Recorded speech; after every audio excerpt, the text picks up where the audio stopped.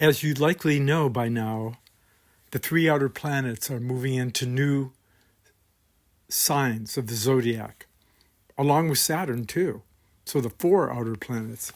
And when you look back historically, there's aspects in the sky that resemble the Civil War, the World War, and the Revolutionary War, among other wars. So this is a really intense time. And when you look at astrology at the moment, we're heading for not only deer in the backyard eating up all your vegetables. That was a metaphor. Not only Rapunzel, not only the fairy tales that depict getting in trouble, wandering into the wilderness, leaving safe and security for craziness that forces us to come up with new ideas. And so basically what I'm saying is that there's a higher and lower octave to all the planets and their aspects. And a lot of people are talking about the Saturn conjunct Neptune that takes place in February of 2026. And it takes until 2027, 28, maybe even longer on a subtle and gross level, to find resolution and solution and mutual reciprocity, ennobling the virtue within each one of us to be co-creative with the whole of our life and the future destiny of the planet. These aren't just idle words. You can look at the last couple years and the last several months that there's kind of a chaos and a labor pain of new order, like a new order that's hopefully coming out of the chaos. But there's this painful suffering that takes place in so many people who are insecure to the point where they want to escape, or they sink in depression, or they numb out.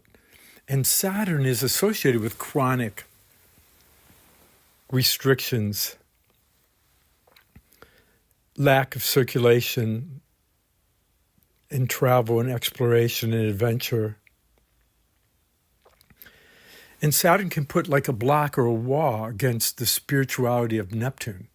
Neptune will want to escape or even fantasize. It's like in anthroposophy, it's considered the Luciferic spirits. In macrobiotics, it's like being too yin. And having like half-conscious, unconscious experiences of love that don't really fulfill each other in a way that invokes the higher self to be a hero in your own story and your neighborhood. All astrology has a higher and lower octave. And we can't just repeat the past or hope for something better that repeats the past.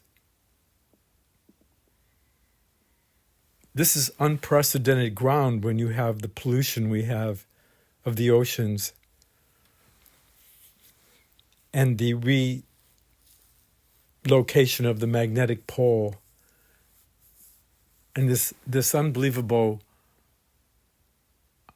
high rate of solar activity and earth activity of an ever-changing relationship of the sun and planets.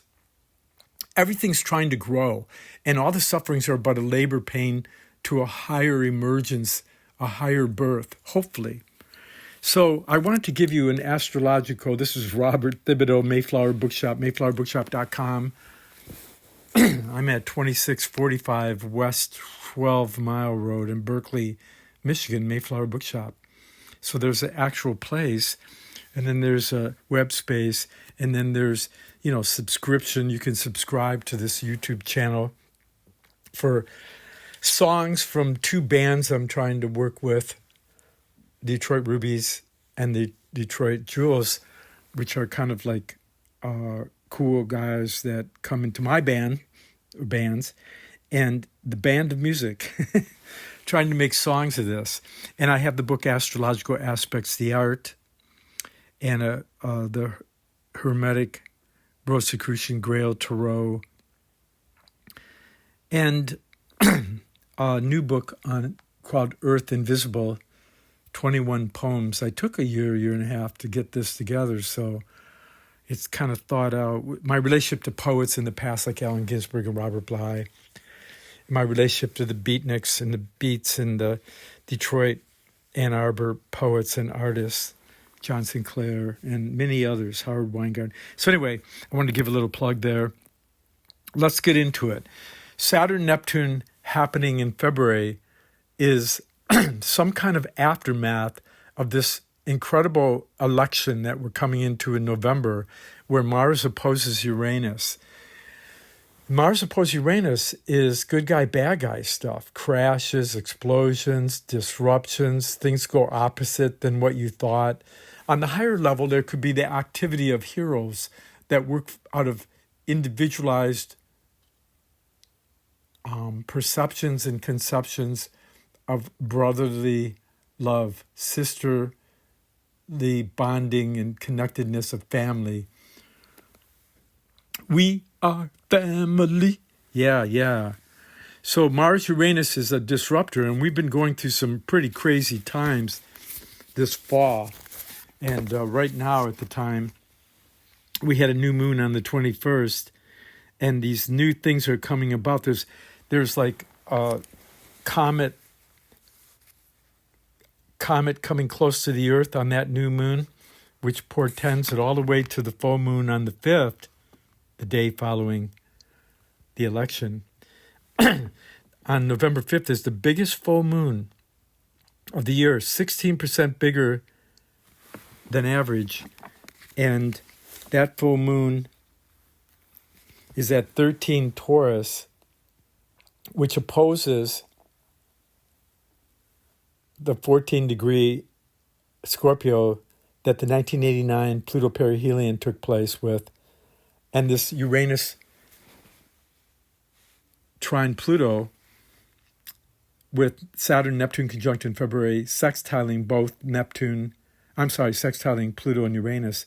This Pluto-Uranus thing has to do with the revolutionary times of the 60s there were like anti-war versus war for profit and greed, and to defend what we perceived as the American Democratic Republic, perhaps. And so when you have this full moon opposing this perihelion in 1989, when the walls fell, the Berlin Walls fell, and Russia tried to figure out how to work with the Western world and America and democracy.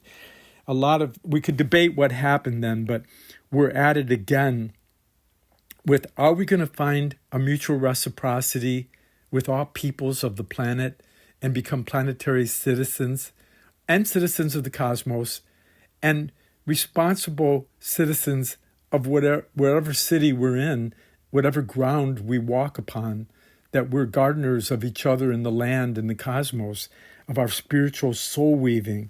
Are we?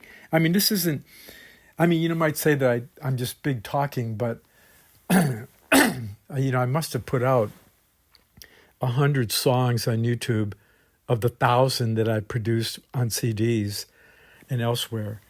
And I've helped, I've been doing the Mayflower Bookshop and the Om Cafe originally with Colleen Smiley, vegetarian macrobiotic food, and food for the soul at Mayflower Bookshop for many years.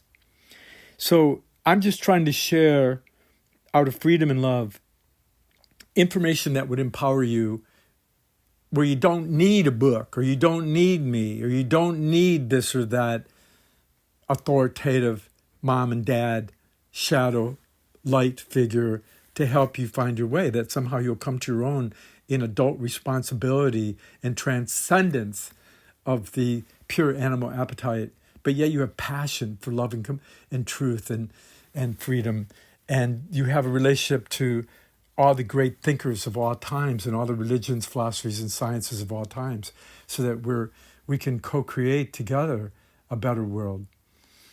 And otherwise, it's new boss, same as the old boss. So let's get into astrology here. I promised you that. And during the elections, I mean, the bad side of it is crazy chaos and fighting. The good side would be a new revelation. And certainly we're looking at that with the president who's trying to bring about a golden age, or is he Rapunzel relationship to that fairy tale. And other fairy tales that are very amazing with spiritual truths, you know. The real gold is wisdom, love that we find within ourselves, that we share and help everyone grow, including ourselves, that we find ourselves reflected in the community and world around us, and the world around us reflects each of us in some kind of reciprocal relationship of truth and love and generosity and rootedness and family and friends. You know, sometimes you're pretty tough with your family, but it's for the good, right? So when the president has Uranus and Mars opposition that's happening in the sky, there's a T-square on his ascending sign. Does he awaken to higher truth and virtue and new ways of bringing peace to the world? Or is it a divide and conquer mentality? So you can see I'm trying to find my voice. And we're talking about, let's talk real simple for a minute. We're talking about the new moon that happened October 21st in Libra, looking for relationship and partnership and balance. And then we go to the Sun square Pluto on the 24th with Mercury trine Jupiter and Mercury trine Saturn. Revelations, release the Epstein files, get clear, get transparent, help food prices come down for the average person, purify the land and water so we're all healthy. If we're not going to get enlightened right away, we at least have good food and we're sharing with people that will inspire them to want to love and have compassion and help each other. Not the Cain and Abel thing where God asked Cain, where's your brother? And he says, what am I? My brother's keeper, and he already killed Abel. We're not looking for a fall of the angels. We're not looking for a fallout from the Garden of Eden. We're looking for a return to the garden where we can transform the war tools into tools of the garden. And Mars trines Jupiter on the 28th of October. And that's a striving for the good, true, beautiful.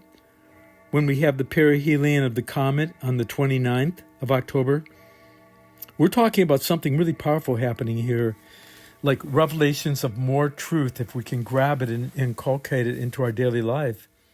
What good are facts if they're not true for all of us? If it doesn't help the world be a better place, what good is it? And so the perihelion of the comet and these other comets, I think what's happening is that something new is trying to enter into our spirit and through our spirit to our soul. The 3AI Atlas comet, very well, between the 29th and the full moon on the 5th through the election, between now and then, comets are known to be comet cleansers. They purify the astral body so something new can be born out of our feeling, heart, breath, mind. Comets often take leaders out or reform and renew the leadership in some novel, amazingly spirited way. Often you'll see people fall from fame and fall out or leave. Whether they leave their body or they leave their position, comets can often have a quick change, a Halloween type effect, where the fool becomes the king and the king becomes the fool. It's like a costume. It's like the Saturnalia. It's like a brief time where anything goes. And if you're creative enough, you can grab onto a piece of truth and love that will help heal yourself and those around you. And if you can't come to these nightly heroics of Athena and Artemis and Apollo, of King Arthur, if you can't come to some kind of noble truth and love that inspires you to virtuous deeds and valor, I strongly recommend to hide, be still. The heart is the third ear, single ear, like the third eye is the third eye, right? The heart in my teachings is the third ear, that we listen with our heart out of love and truth and compassion, that we wish we could learn one day to distill the spiritual teachings and distill our experience in the stillness of our heart, so that we arise with the elixir of wisdom and right action. Right suffering is Buddha's first teaching, right? The passion of Christ is that you're unafraid to have your physical, emotional, mental resolve with your separate ego to find a resurrection body or an ascending higher consciousness, a higher power that will allow us to see through each other to the divine, to divine the divine within each other. Hey, it kind of sounds like poetry. If you haven't seen my book, Earth Invisible, 21 Poems by Robert Thibodeau, it's limited edition, 300 copies, and you can get it at Mayflower Bookshop. You can send me $22 and I'll send it to you. Send me a big donation, I'll write you a unique poem inside. Okay, so we have the new moon in October, the 21st of October. And then when the sun enters Scorpio, we're rejuvenating or degenerating. We're regenerating or degenerating. And it really hits us hard on the 24th. And as we get to the 28th and 29th, we start to see who's who. And we've got to let go of stuff that doesn't work so that new things can come into our life that will lift us up. When you really love, you're unafraid to die to the separate self. You want to unite with a higher, a further, an other. Our higher self and our lower self unite, It's the Hermetic marriage secret. And this comet is going to bring information from the spiritual worlds that's going to help us. And then we move into a crazy time of Halloween, where on my TikTok channel, I make a big deal that if we could all allow ourselves to dress in costumes every day that reveal our highest spiritual aspirations, angelic, virtuous intelligences and urges, or that would reveal our devilish craziness that we, out of fear and possessiveness and cling sore, not virtuous clinging to form, rather than growing and renewing, ever becoming, being and becoming. Blavatsky says, fish, sin, and soma are why we incarnate, and that our being is ever becoming to a bee-ness, a honey bee-ness. Blavatsky's really great. It's really important that you get her original books right away. I have some at Mayflower, but some of the places that produce her books have been gone out of business recently. And on the internet, you can't trust what you're getting now.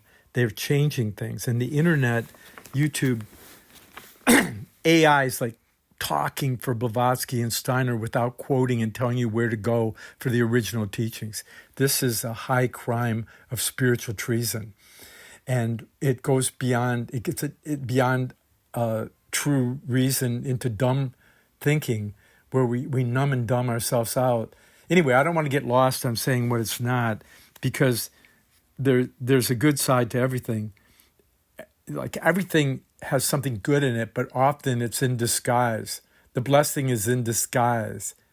It's in the sky, or in such a disguise that we can't recognize it as our individual and collective karma. Everything is rightly perfect for us to get enlightenment, but we won't accept and flow with everything's perfect for our learning lesson. People come and go, they die, they get sick. We come and go and get sick. We lose it. All divorces are reflections of the ultimate divorce of the spiritual soul from the body. We never die. There's a mind stream continuum that arises between the spiritual matter, the universe of past, present, and future that is in ever becoming state, and the radical oneness, stillness within of the Father principle. We're born out of that.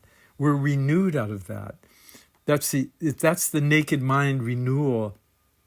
It's the mind stream continuum of our joint and individual effort towards virtue and arising like a rose from the thorns of life, I hope that I'm getting to you. But at strict astrology level, we jump into this crazy time of Mars square Uranus. Now, Mars trines Neptune on the 3rd, which makes people very idealistic about what's going to happen. And we need a right and left wing to work together, or we can't really fly. Get that? People that I respect that are very critical of the right wing, and they're very critical of Trump and everything. And then I hear them saying that they hate him. They hate people. You can't hate. You got to love everybody. You don't have to like them. God is love. Love one another. Do unto others as you have them do unto you. Do good and avoid evil. That's the true Christianity. It doesn't demonize people. That's something that is very scary that's happening, where the right and left are demonizing. Not everybody on the right and left. I mean, obviously, who would make bad karma if they knew what it was going to do to them later on? So we have this Mars opposing Uranus, and you think this is a huge prep with the full moon on the 5th, a real reckoning of reality and fact and truth, and exposing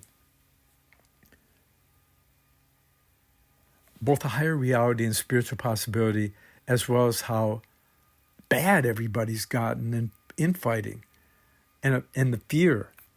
Wherever there's fear, there's a lack of love.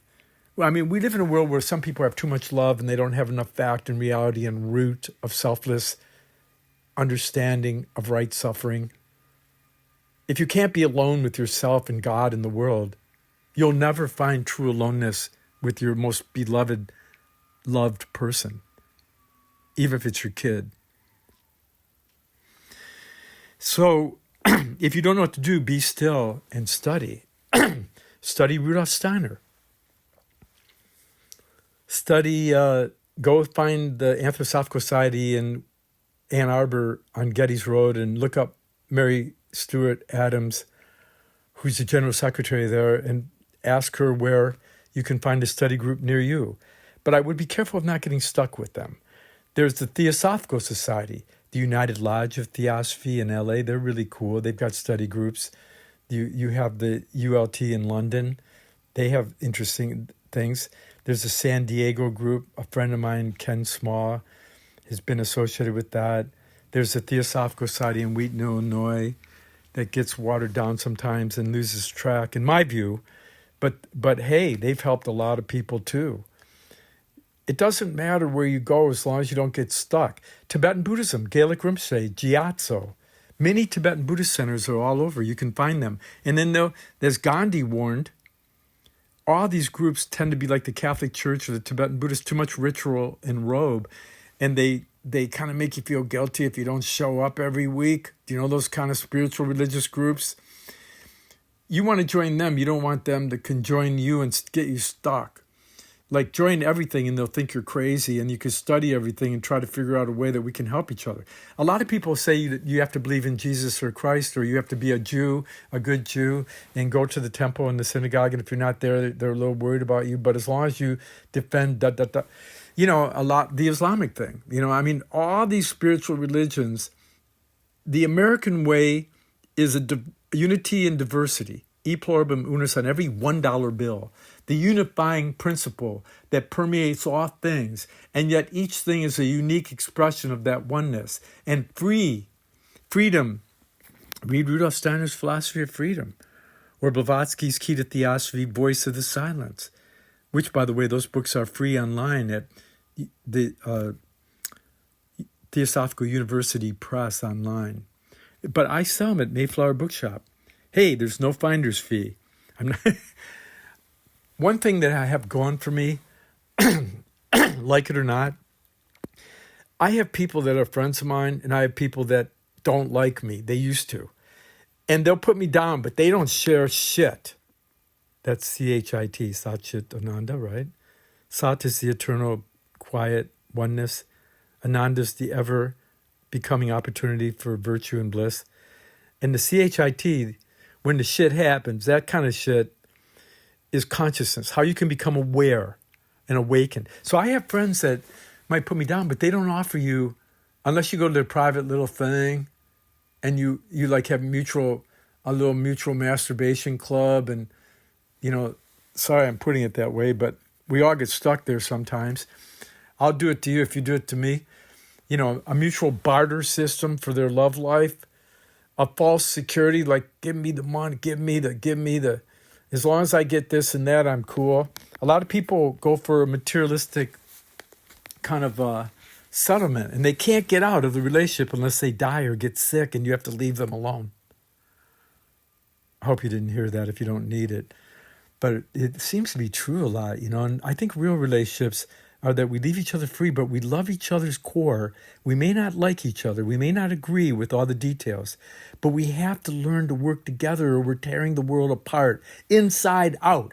We, my friends, have to find a new astrology that connects us to the higher octaves that keep us together in love and truth and virtue and nobility, this ethical moral imagination, ethical individualism with moral imagination and an inspiration and an intuition for the future, how to go that would be bettering all of us. I think when you get old, you get tired of yourself, and it can kill you. You get bored with the repetition around you, or the deadness, or the numbness, or the escapism throws you back on yourself in a dungeon. But as you get older, there's a natural organic selflessness that comes about where we give it up and we try to do whatever we can for everybody, even our enemies. We try to help them, to learn something and help them get along. My first spiritual teacher, and I think Plato too, in the Symposium, if you just keep doing what you're doing, eventually you're going to get it. It just might take a long time. It might take many lifetimes, many teachings and teachers. I remember Max Fisher, who was a counselor to presidents, and I had the luck to do his astrology chart a number of times with Henry Ford and many others that were cool at the time, rock stars and Howard Stern, a lot of people. ZZ Top, amazing character, very smart. And Max Fisher, he didn't believe in more than one lifetime. He thought this was it. But when he got near death, he said that he could see that there's something beyond this lifetime, that it's just going to keep going. Who sees that? Who in us sees that we want to keep going?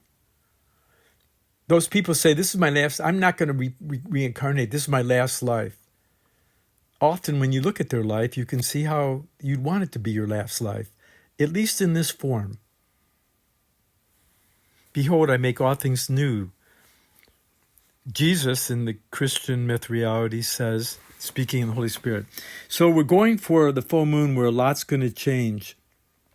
Hopefully, between now and then, we're not going to have some huge earthquake or storm that wipes out a bunch of people, that somehow the goodness in us. Yogananda, he said when he visited Detroit that it takes a dark shadow, it takes a bright light to cast such a dark shadow. And he was speaking of all major cities, too. Gandhi spoke like this sometimes, but he said it took a bright light to cast such a dark shadow, and that like in the Old Testament, like Lot is, well, there's stories in the Old Testament that are like what Yogananda said. He said that if there was one true person, one spiritual person in the city, it could protect them from devastation and wipeout.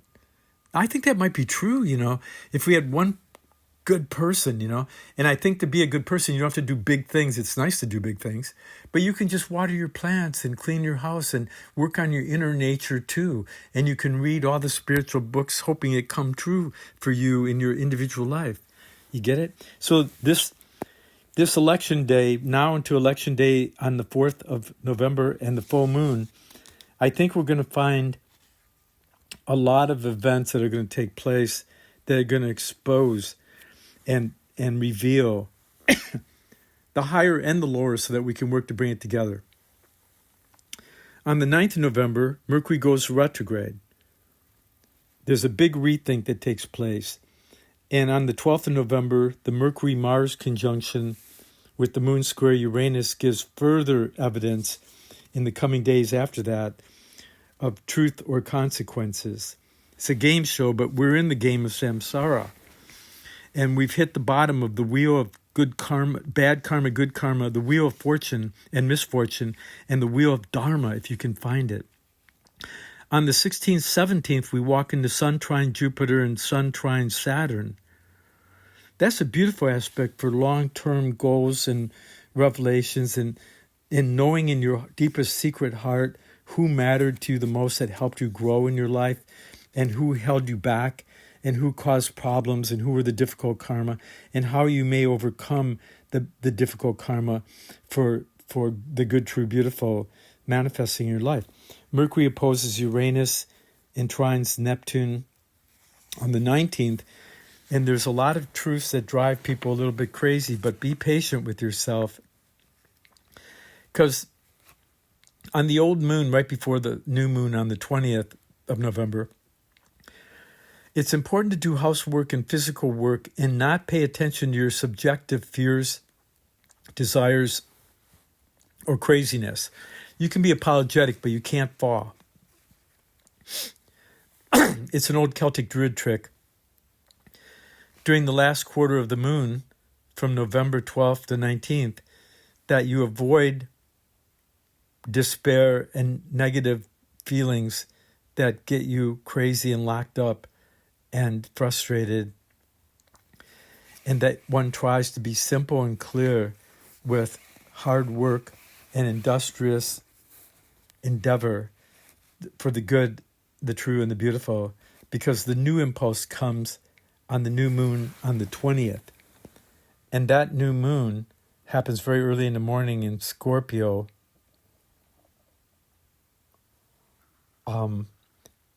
And the moon goes into Sagittarius a little bit later in the morning. And the sun and the moon conjunct Mercury, and Uranus sextiles Neptune at this point. The Uranus sextile Neptune is like for the next 2 weeks after the 20th, there's a lot of ideals of wanting to grow in some new way that's going to help bring happiness and freedom to those we love and ourselves. And opportunities will arise. I hope you're keeping a journal of truth and reality. And then the sun opposes Uranus on the 21st. And so is this more stormy weather? Is there crazy... All these difficult aspects can bring crazy inner emotional weather as well as outer. And the sun enters Sagittarius, sage Sagittarius, with sun opposing Uranus and trining Neptune. There's some serious positive changes taking place. And anything negative that happens is God's will to wake us all up. Well, if it's not God's will, it's the universal oneness that is permeating all the diverse, unique individuals to change or be put through changes. And Mercury trines Saturn and Jupiter on the 22nd for some serious insights and true friendships and love and community.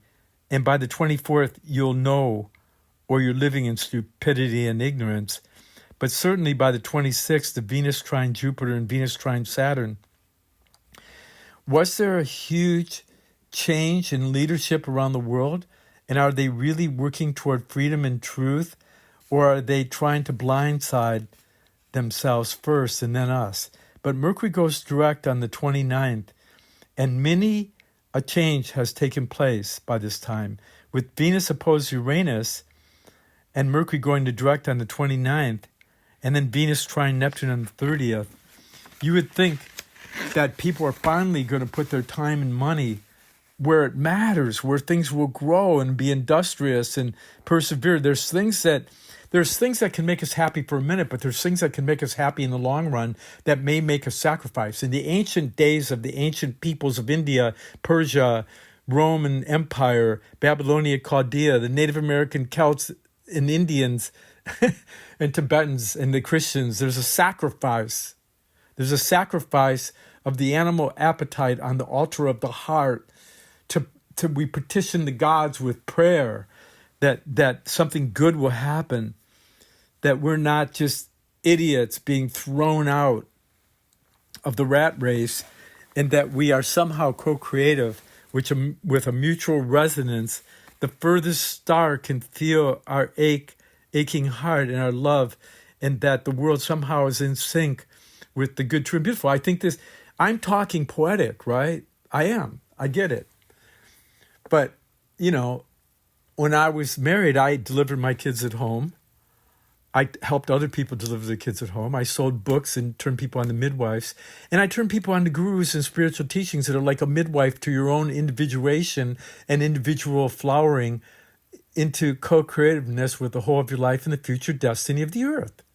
And either you have a connection to the whole of life, past, present, and future, and a connection to your own individuality and stillness and at one-ment with everything, and your aloneness and dark night of the soul that we try to bring together with all the diverse parts of ourselves with the vision of holiness and oneness, and we see what can work. We try to work with what's available to see what can work.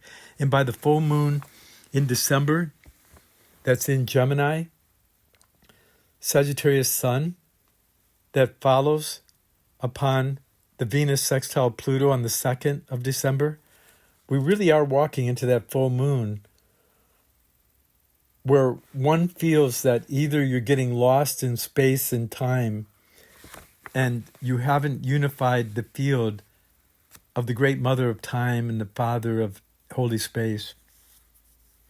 You haven't figured out, either you haven't figured out and you're really divided, and this is the full moon in December, or you're ready to get down to serious work and get several good books from the Mayflower Bookshop that you're going to digest and transform into right action and virtuous ideals that you can strive and struggle to manifest.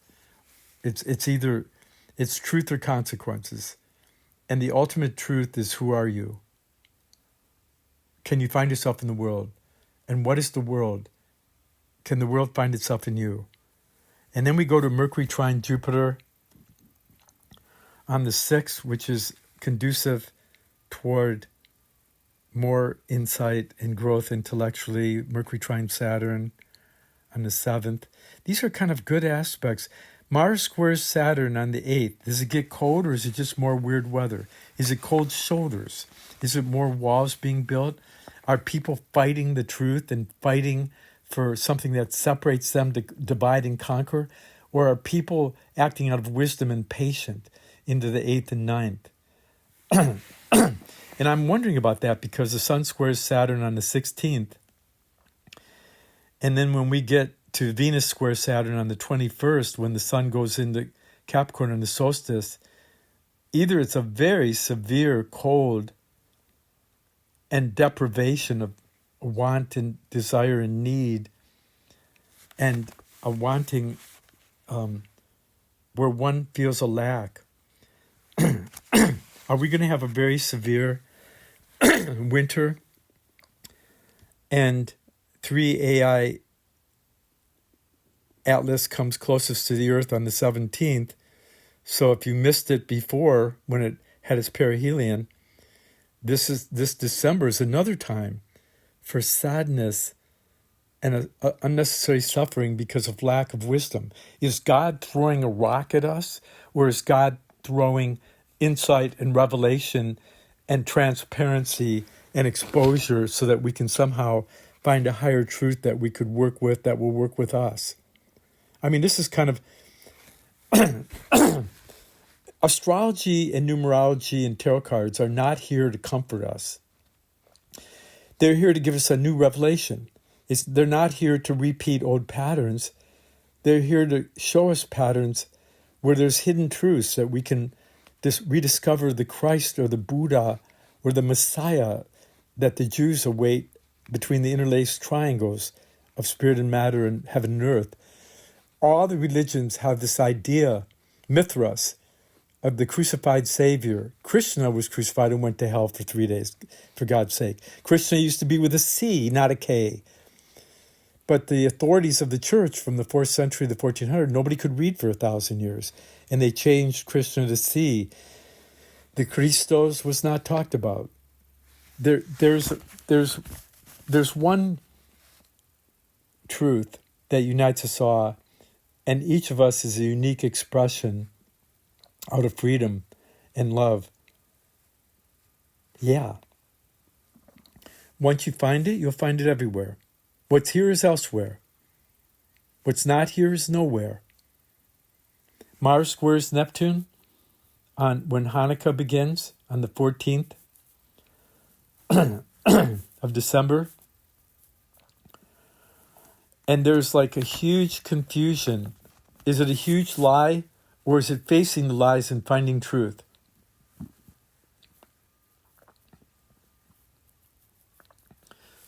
We have Neptune going direct on the 10th of December after the Mars square Saturn. It's truth or consequences. Mercury trines Neptune on that 11th. And Mercury goes into Sag. It's like just inside the orbit of Mars, that perihelion, October 29th, 30th, well, passes between the orbit, hyperbolic orbit, free of gravity, this interstellar object that's influencing the last months and the next few months, big time. If a comet was ever going to give us a big insight, this is the third object of interstellar, that's why it's 3AI, comet. And it's closest to Earth. Some people say on the 17th, but I think it's the 19th, where the moon's in Sag, the moon conjuncts Venus, there's a new moon. That means it's going to carry us right into January. And hopefully spiritual insight, like, I don't know if you know this, but Rudolf Steiner, Blavatsky talks a lot about comets and the rise and fall of leaders and individuals. But Steiner points out that the old man in the moon is like we can look at the Old and New Testament against the Old and New testify. Here's the new moon. And the new moon's like the dark moon. And Steiner talks about comets as being the feminine, that the moon is over-incarnated and dead, and it's the man in the moon, which is the externalization of the duality with attempt at oneness. And that the female is more internalized and hasn't fully uttered itself or herself. The feminine exists in man as the anima too, by the way. It's not the male and female anima. Animus is a huge thing of the activating and the receptive that is internal or external with all of us. And that's another conversation, isn't it? But we really come up to it when we get to this new moon and this close call of the comet. And then we go into Venus square Saturn, and it's really important that we love even though we don't feel loved. And Venus squares Neptune for idealism with love on the 24th. And we want to find the Christmas presence that unwraps our heart and mind in the breath of a holy life. We want to find that so we're not overindulged in a materialistic Christmas tree, that the three wise men are the thinking, feeling, and willing that follow the star over the highest tree of life. And the Kundalini goes whirling around and opens the true Christmas presence of the presence of each other for each other and gifting each other with our insight. That's the real Christmas. And the Santa that comes through the Kundalini of the top of the head, the crown of the head, the very crown, it comes down through the central column of the central channel and the central column of the Kabbalah, right, the middle pillar. And it comes down out of the sex center, really, in the will center to see if we've been good or bad, and if we get Christmas presents of each other, and we find the Christ, or do we find just material presents to hold us in the game until we can discover what the true philosopher's stone is, and not a rock thrown by God, but the true philosopher's stone of stillness that can hold the light, the cup that can hold the sword of light, and be purified in our struggle between good and so-called evils living backwards, right? Evils live backwards. And then we go on into that Venus-Saturn where we learn how to love and think, like the 30th is Mercury square Saturn, which is really important that on the 30th, that Mercury square Saturn, you've given away my Earth Invisible poetry book to your friends, and you got one at least for yourself during Christmas, so you can have a hard think and thunk and dunk on it. You can depend on it. So, and then we're going into the new year, which I'll talk about soon, of the major aspects of the new year. So I hope that you enjoyed this, and I hope you can find my Rapunzel and my other great, I think it's great, revelation of the insight into Rumpelstiltskin, which I say, is it Trumpelstiltskin? Aren't we all looking to gild ourselves? Aren't we all looking for the golden age of enlightenment?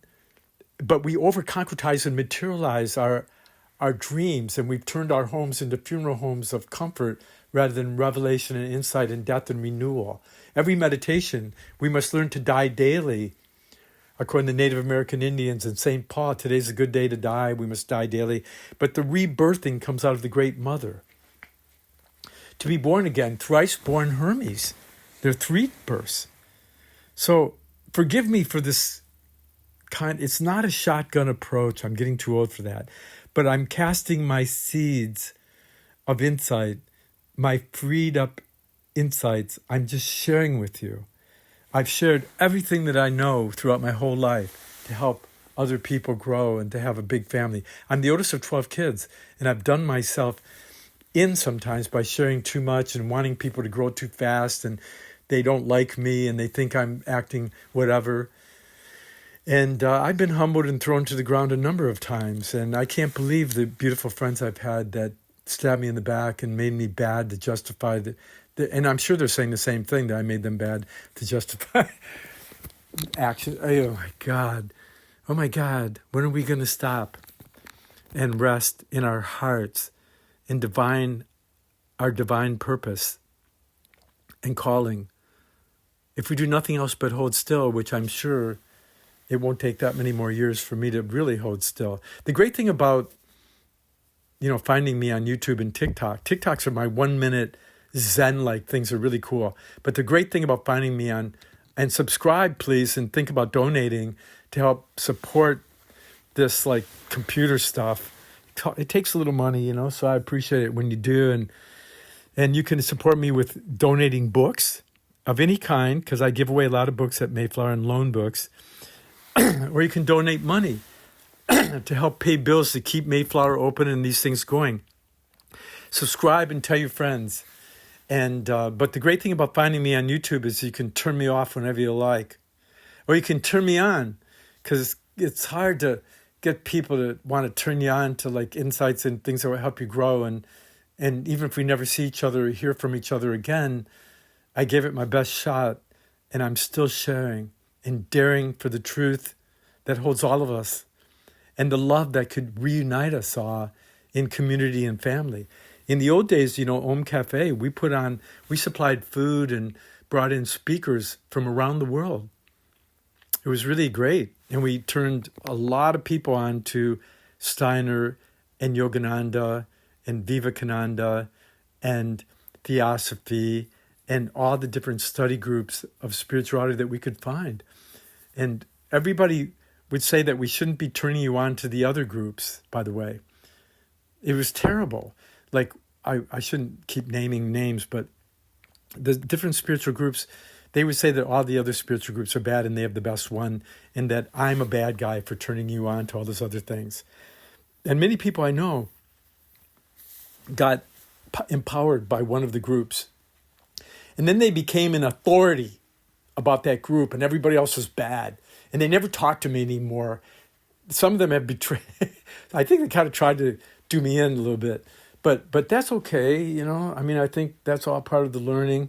And you got to separate yourself from the mom and dad and have your own desires and fears. And you got to learn the hard way. And all of us lose people we love. All of us lose things we love. All of us get older and crack and get brittle. All of us get oversensitive. And we've got to overcome ourselves. We have to be like the ground and the sky and the star and the heartthrob. We have to have a light in our heart and we have to have a light at our kitchen table that will help you to be nourished and educated, or sharing with each other in such a way that I think you got it. That we need we the people.